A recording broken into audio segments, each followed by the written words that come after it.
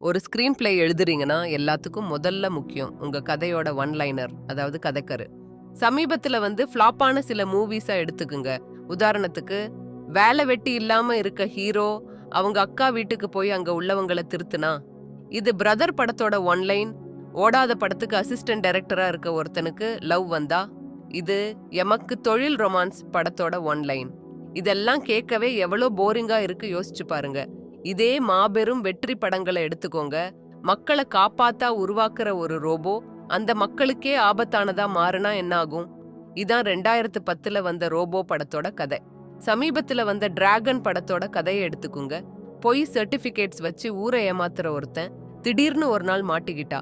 அதுல இருந்து தப்பிக்க என்னெல்லாம் செய்வான்? எப்படி இருக்கு இந்த ஒன் லைன்ஸ்? கேட்கவே கொஞ்சம் இன்ட்ரெஸ்டிங்கா இருக்கு இல்லையா? இதுல அடுத்த கட்டம் தான் அப்டேட்டட் ஒன் லைன்ஸ்.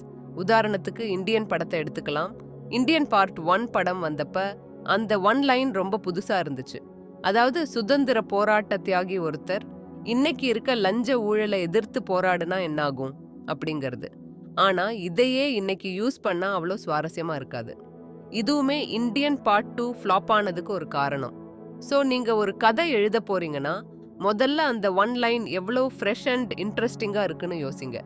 எனக்கு பிடிச்ச ஒரு ஒன் லைன் தென், லீவ்ல வீட்டுக்கு வர ஒரு ஆர்மி இன்டெலிஜென்ஸ் ஆஃபீஸர் அவர் இருக்க ஊர்ல இருக்க அட்டாக்ஸ் பத்தி தெரிஞ்சுக்கிறாரு. இதை தடுக்க எந்த எல்லைக்கும் அவர் போவாரா? இதான் துப்பாக்கி படத்தோட கதைக்கரு. உங்களுக்கு பிடிச்ச ஒன்லைனா கீழே கமெண்ட் பண்ணுங்க.